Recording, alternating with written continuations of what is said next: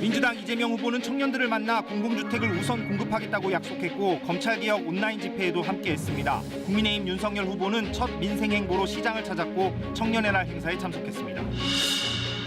코로나19 확진자가 나흘째 2,000명을 넘어선 가운데 위중증 환자가 2달여 만에 400명대를 기록했습니다. 환자 대부분은 60살 이상 고령층입니다. 단계적 일상 회복 시행 후 첫 주말을 맞아 내장산 등 유명 관광지는 나들이 객들로 북적였습니다. 서울 도심 곳곳에서는 집회도 잇따라 열렸습니다.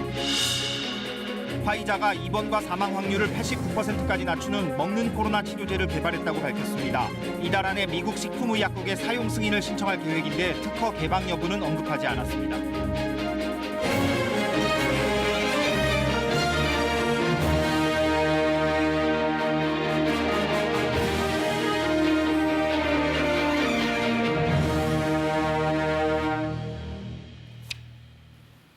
네, 여러분 안녕하십니까? 여야 대선 후보가 모두 확정되고 맞은 첫 주말입니다. 각 후보들의 움직임을 살펴보겠습니다.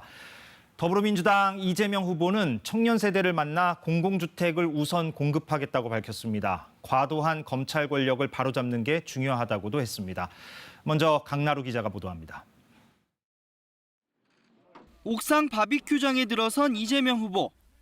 이렇게 환대를 해주시니까 정말 몸둘 바를 모르겠는데. 공유주택 2030 세대 입주민들과 마주 앉아 청년 주택 정책을 얘기했습니다.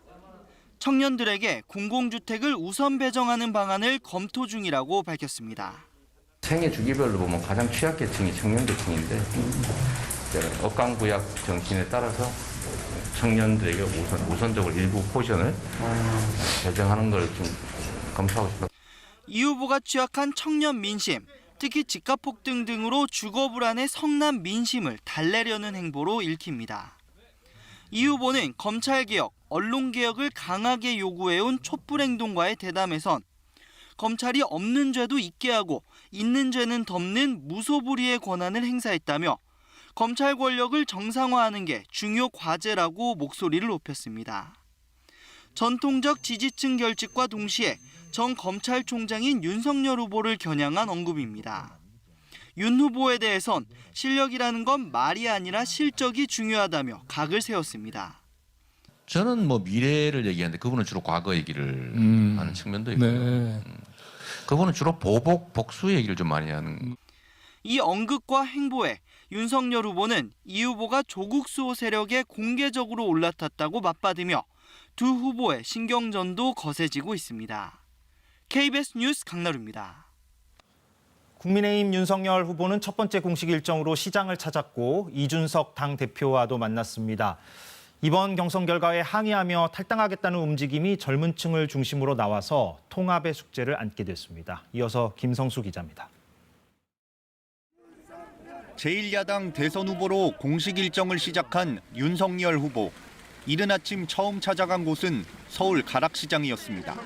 대선 후보들이 보통 현충원 참배로 첫 발을 떼는 것과 달리 민생 경제를 강조하기 위한 행보라는 게 캠프 설명입니다. 영업을 하시는 분뿐만 아니라 또 소비자인 우리 시민들의 생활하고도 밀접한 그런 곳입니다. 윤 후보는 민주당 이재명 후보가 주장하는 전국민 재난지원금 지급에 대해 반대 입장을 밝혔습니다. 코로나19 지원은 손실보상 관점에서 접근해야 한다. 몇 퍼센트 이하는 전부 지급한다는 식이어선 안 된다고 강조했습니다. 대선 길목에서 협조가 절실한 이준석 대표와도 만났습니다. 두 손을 잡은 두 사람은 이달 중 선거대책위원회를 출범하기로 했습니다.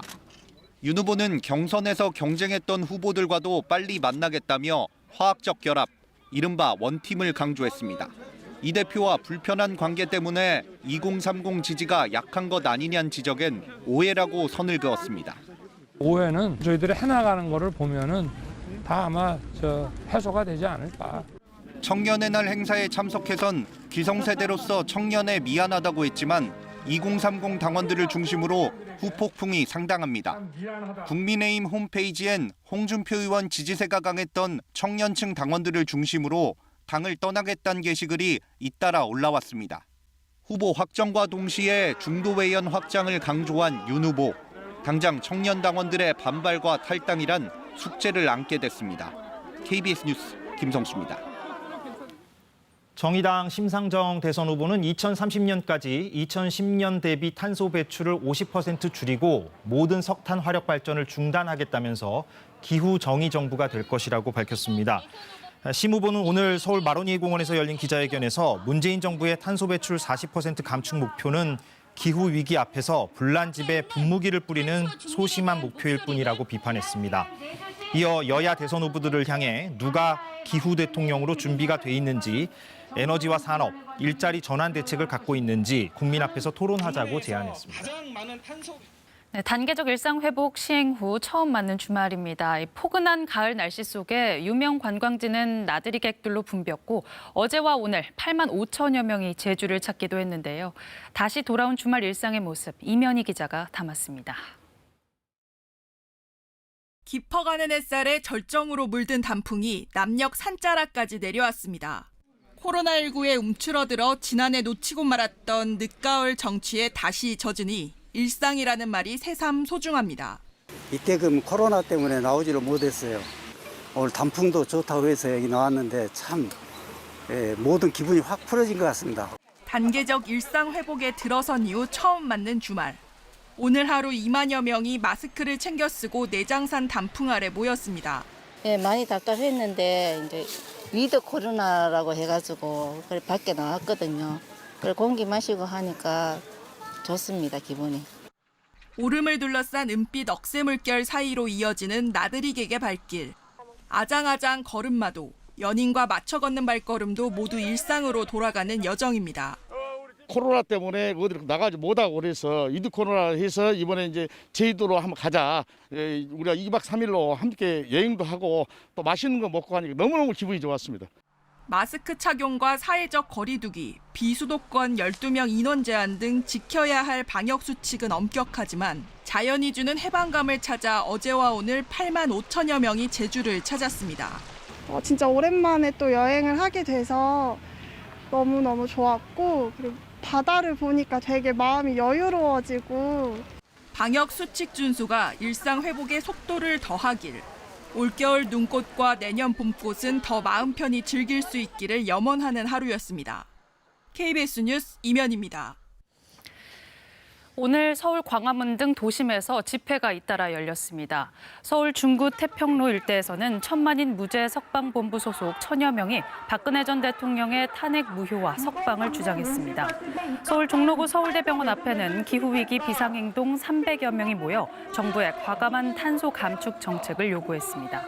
이 밖에도 여러 단체에서 수백 명이 집회를 벌이면서 도심 곳곳에서 교통 혼잡이 빚어졌습니다. 네, 이제 영업시간 제한이 풀린 이후 식당과 술집 등은 모처럼 밤 늦게까지 불을 밝혔습니다. 술자리가 길어진 만큼 경찰은 심야 시간 음주운전이 늘어날 것에 대비해 일제 단속에 나섰는데요. 우려했던 대로 곳곳에서 음주운전자들이 적발됐습니다. 양예빈 기자입니다. 밤 10시를 넘긴 시각, 서울의 한 음식점 골목입니다. 일주일 전 이 시간이면 가게들이 문을 닫아 한적했을 거리가 환하게 불을 밝혔습니다. 24시간 영업이 가능해진 음식점과 술집들은 자정이 넘은 시각까지 손님을 맞이합니다.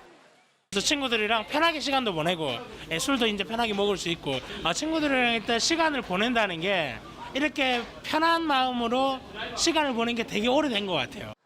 방역 패스를 조건으로 노래방 이용도 자유로워졌습니다.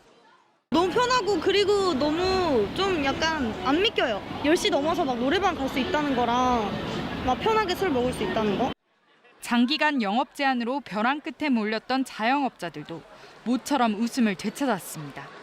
위드 코로나 하고 나서부터는 좀 이게 몸으로 느껴질 정도로 손님들이 좀 많이 늘어난 것 같습니다. 40% 정도 올라온 것 같은데요. 경찰은 영업 제한 해제 뒤 첫 금요일 밤 음주 단속에 나섰습니다. 감지 같아요. 일로 오세요. 일로 오세요. 감지 됐어요. 주세요. 더. 0.069 보시죠, 수첩. 네, 선생님께서는 100일 면허 등이 들어가십니다. 서울지방경찰청 주관 일제 음주 단속에서 하룻밤 사이 운전자 23명이 적발됐습니다. 일상 회복이 시작된 지난 월요일부터 하루 평균 음주운전 단속 적발 건수는 371건으로 한 달 전보다 하루 10건 정도 늘었습니다. 경찰은 내년 1월까지 음주운전이 우려되는 지역을 중심으로 수시 단속을 벌일 예정입니다. KBS 뉴스 양혜빈입니다. 네, 미국 제약사 화이자가 먹는 코로나19 치료제를 개발했습니다. 화이자는 이달 안에 긴급 사용 승인 신청을 할 계획인데요. 이렇게 치료제가 잇따라 개발되자 백신 특허를 풀어야 한다는 국제사회 목소리도 더 커지고 있습니다. 뉴욕에서 한보경 특파원의 보도입니다. 화이자가 자신들이 개발한 먹는 코로나19 치료약이 이번 사망 확률을 89%까지 낮춘다고 밝혔습니다. 세계 90개 나라와 치료제 계약을 논의 중인 화이자는 이달 안에 미국 식품의약국에 사용 승인을 신청할 계획입니다.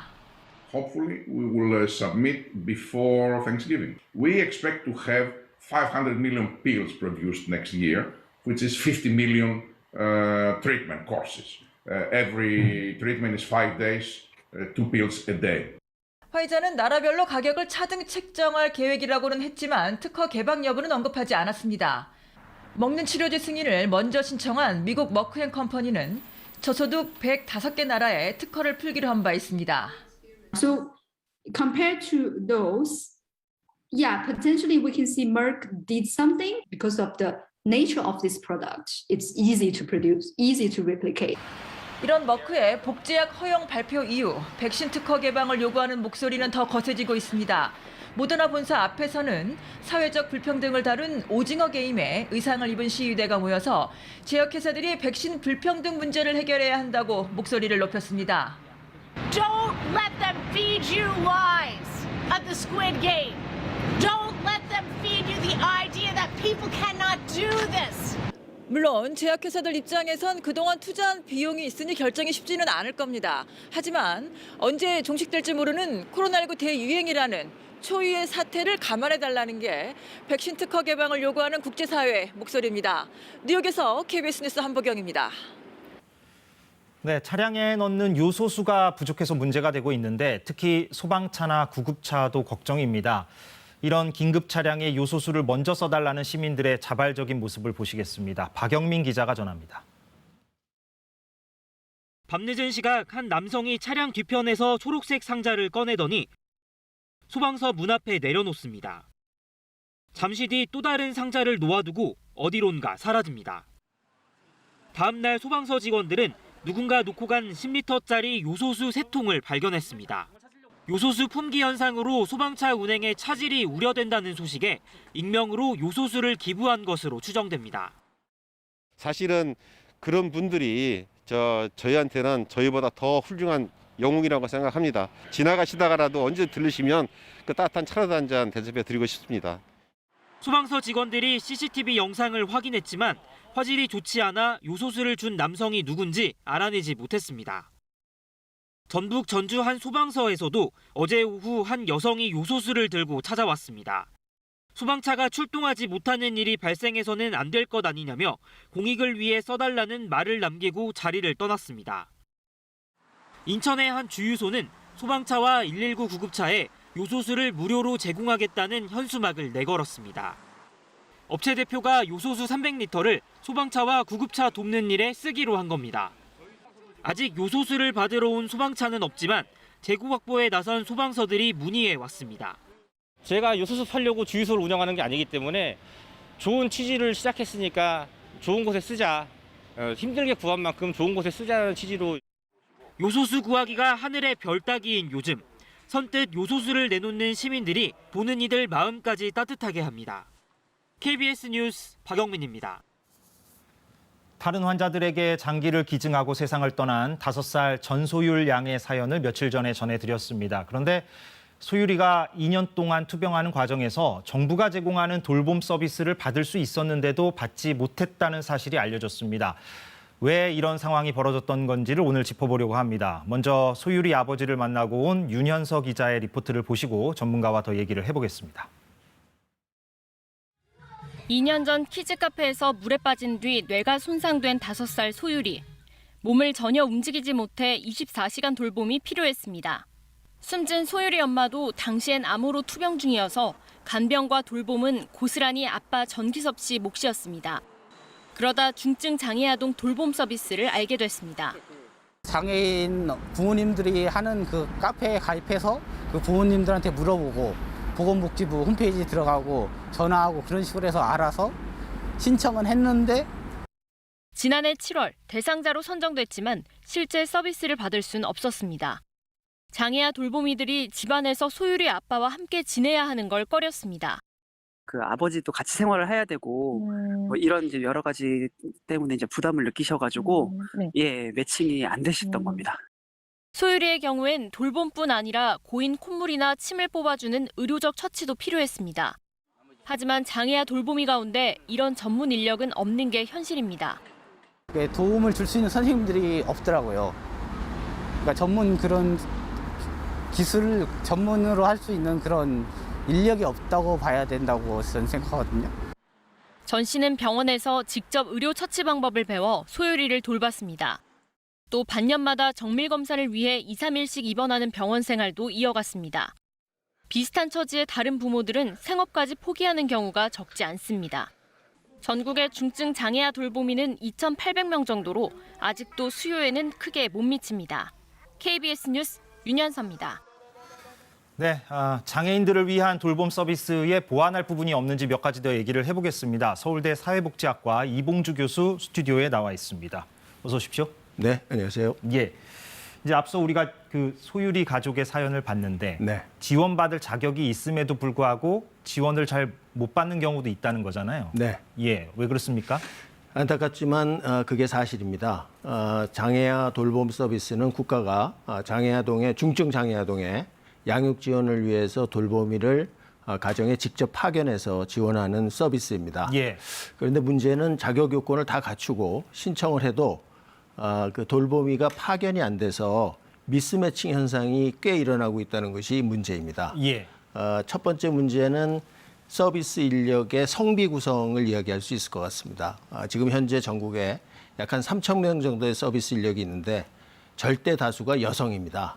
그래서 남성 돌보미는 한 2%밖에 안 되는 이런 실정이기 때문에 여성의 경우는 보호자가 남성인 경우에 가정에서의 안전 이런 문제 때문에 파견을 꺼리게 되고요. 또 전문적인 서비스가 불가능하기 때문에 미스매칭이 일어나는 현상이 있습니다. 예. 그래서 지금 방금 전에 이제 전문성 부분을 얘기하셨는데 그 부분을 좀 얘기하자면 이제 아까 소율이도 이제 침과 콧물을 그때그때 이제 뽑아줘야 하는 그런 상태였고요. 맞습니다. 그래서 이제 그런 의료적인 처치가 필요한 그런 상태였는데 그런 의료적인 처치를 돌보미 그 인력들이 수행할 만큼의 어떤 전문성이나 교육 같은 것들이 잘 갖춰지고 있는가 이 부분은 어떻습니까? 그 장애는 그 상태나 유형이 상당히 다양하고 복잡합니다. 그래서 그 상황에 맞는 전문적인 서비스가 필요한데 그런 것을 교육하고 훈련하는 체계가 상당히 취약한 것이 문제입니다. 예. 그렇기 때문에 그런 그 전문성을 키우는 그 서비스 강화가 전적으로 필요하고요. 두 번째는 이런 최중증의 경우는 여러 가지 처치가 필요할 수 있는데 실제 그런 처치가 의료 행위와의 경계가 불분명한 경우가 많습니다. 그렇겠죠. 그래서 이제 현장에서는 과연 누가 어떤 인력이 어디까지의 처치를 할 수 있는지 이게 불분명해서 혼란이 또 있는 것이 사실입니다. 그 부분이 좀 정리가 돼야 되겠군요. 맞습니다. 그래서 지난 8월인가요? 여름에 이제 정부가 관련 예산을 좀 늘렸다고 들었고 그래서 이제 지원받을 대상자가 좀 넓혀졌다고 제가 들었는데 그러면 일단 개선이 되는 부분이 있긴 있었단 말이죠. 어떻게 좀 보십니까? 이 장애아 돌보미 서비스와 비슷한 게 장애인들을 대상으로 한 활동 지원 서비스라는 것이 있습니다. 그래서 이제 예산도 늘고 서비스 대상도 는 것은 바람직한 방향이 틀림없습니다. 그런데 문제는 이런 양적 확대뿐이 아니라 사실 질적 수준이 상당히 좀 낮은 부분이 있다는 것이 문제입니다. 그래서 이제 전문성의 문제라든지 또 이런 돌보미 분들의 낮은 처우 문제라든지 그리고 또 절대적으로는 제공되는 그 서비스 시간이 상당히 제한적입니다. 그래서 예를 들면 발달장애의 경우는 평균 하루 한 3시간 정도 지원 서비스가 제공이 됩니다.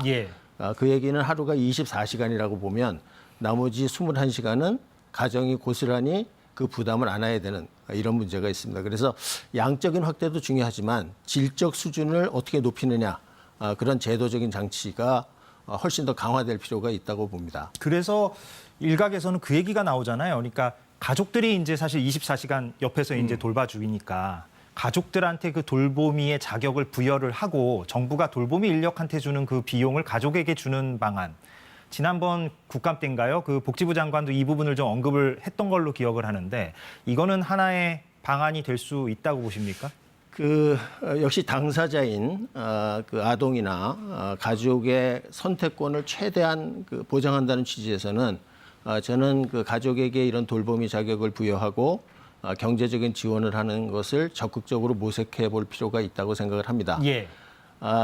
또 그 가족의 경우는 사실은 가장 지근거리에 있고 직접적으로 이런 그 돌봄을 해줄 수 있는 위치에 있기 때문에 지금과 같은 그 돌봄 서비스의 미스매칭 문제를 해결하는 하나의 방안은 될 수 있다고 봅니다. 예. 그런데 다만, 이제 네. 예, 반론 차원에서 이제 또 그런 얘기가 있더라고요. 그러니까 그게 이제 국가가 담당해야 할 책무를 그 각 가정에게 떠넘기는 것이 아니냐 이런 식의 이제 반론도 있는 걸로 제가 들었습니다. 여기에 대해서는 어떻게 말씀하시겠습니까? 물론 그런 우려가 있는 것이 사실입니다. 예. 하지만 이 경우에도 이것을 그 국가의 책임을 가정에게 전가한다.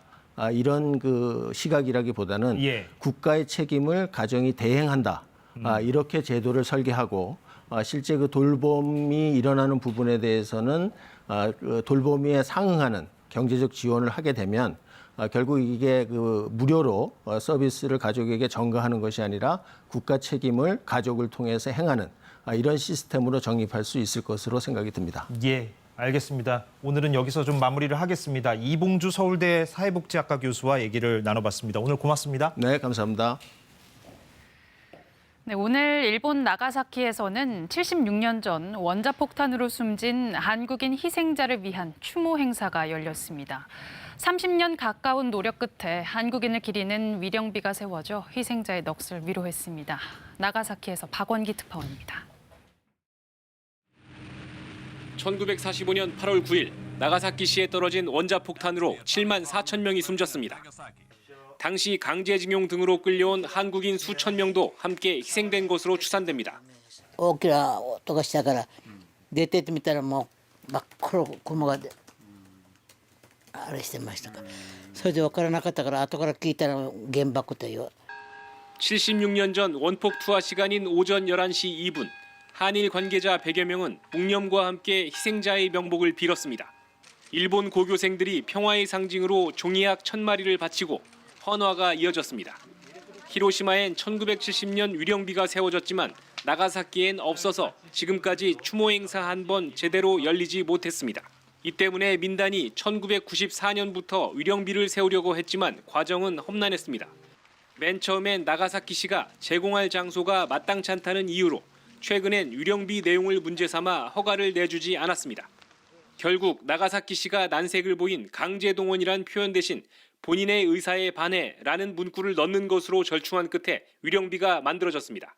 祖国を思い、家族を案じながら亡くなられた御霊に対し謹んで追悼の意を表します。76年という長い年月を経ちましたけども、長崎市も認めて、我々もやっと念願のですね、慰霊碑が立ったという。 전쟁과 피폭의 역사엔 수많은 한국인 희생자도 있음을 결코 잊어서는 안 된다는 작지만 의미 있는 역사적 징표가 마침내 세워졌습니다. 나가사키에서 KBS 뉴스 박원기입니다. 우리보다 먼저 일상으로 복귀한 미국에서는 오랜만에 열린 대형 공연에서 압사 사고가 발생했습니다. 8명이 숨지고 수백 명이 다쳤는데요. 공연 열기에 흥분한 관객들이 무대 앞쪽으로 몰리면서 참사가 빚어졌습니다. 황동진 기자입니다. 공연장 주변으로 구급차와 경찰차가 줄지어 출동합니다. 사고가 일어난 곳은 5만 명의 관객이 모인 힙합 가수 트래비스 스콧의 콘서트장. 현지 시각으로 밤 9시 15분쯤 흥분한 관객들이 무대 앞쪽으로 몰리면서 사고가 났습니다. People began to fall out, become unconscious, and it created additional panic. 이 사고로 최소 8명이 숨지고 수백 명이 다쳤습니다. 희생자 대부분은 10대와 20대 젊은이들입니다. Our focus right now is to support the families of any victims, to make sure that we support them in identifying any victims, to make sure that we are conducting an investigation. 사고 전 이미 분위기는 과열돼 있었습니다.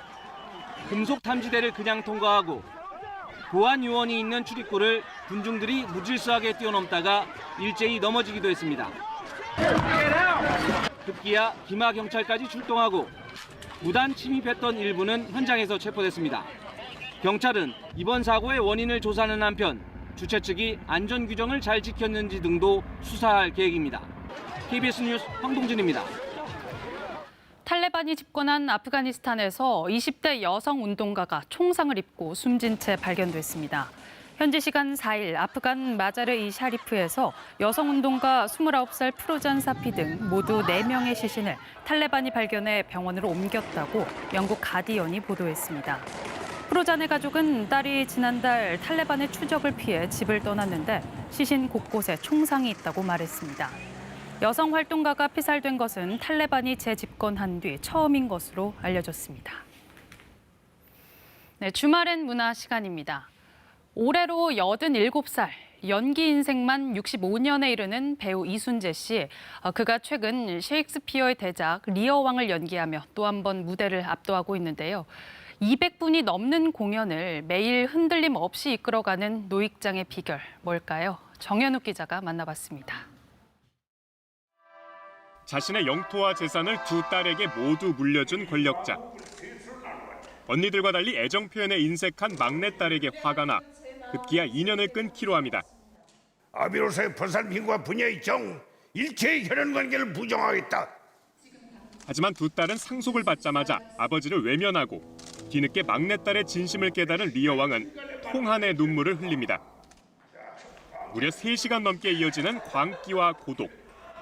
셰익스피어의 4대 비극 가운데 하나인 리어 왕은 노년을 맞은 배우라면 누구나 도전하고 싶은 거대한 산과 같은 작품입니다. 이번 기회에 한번 그래도 좀 많이 온 것지만 한번 도전을 해보자 해서 이제 선택을 한 건데 나로서는 아주 참 일생일 때 마지막 의미 있는 기회가 아닌가 이렇게 생각하고 있지요. 셰익스피어 원작 그대로 각색 없이 올려진 이번 작품은 3,500줄에 이르는 대사가 주인공 리어 왕에 집중돼 있습니다. 20일의 공연 기간 내내 체력을 유지하는 것조차 쉽지 않은 대장정입니다. 휘전들이 정확하게 돼야 관객들이 이해할 수 있는 그런 대목들이기 때문에 이제 나름대로는 최선을 다해서 해보고 있지만 쉽지 않다 하는 걸 다시 새삼 느끼고. 올해 87살, TV와 영화, 연극을 넘나들며 다양한 배역을 소화해왔지만 의외로 햄릿을 연기해보지 못했다는 아쉬움을 털어놨습니다.